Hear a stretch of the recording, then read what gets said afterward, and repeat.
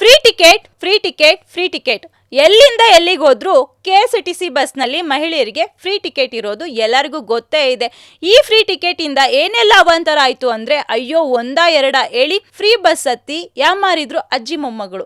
Bengaluru to ಮೈಸೂರಿಗೆ ಹೊರಟಿರೋ ಅಜ್ಜಿ ಮೊಮ್ಮಗಳು ಜೊತೆಯಲ್ಲಿ ಲವ್ ಬರ್ಡ್ಸ್ಗಳನ್ನ ಕರ್ಕೊಂಡು ಹೋಗಿದ್ರು.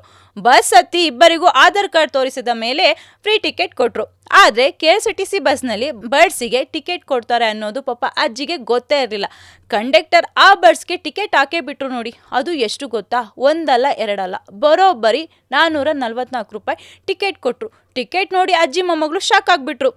ಫ್ರೀ ಟಿಕೆಟ್ ಅಲ್ವಾ ಅಂತ ಕೇಳಿದ್ರೆ, ಇಲ್ಲ ಬರ್ಡ್ಸ್ಗಳು ಬಸ್ ಹತ್ಬೇಕಾದ್ರೆ ಟಿಕೆಟ್ ಕೊಡೋ ರೂಲ್ಸ್ ಇದೆ ಅಂತ ಹೇಳಿದ್ರಂತೆ. ಇವಾಗ ಲವ್ ಬರ್ಡ್ಸ್ ಅಂತ ಅಂದರೆ ನೀವೇನು ಅನ್ಕೊಂಡ್ರಿ?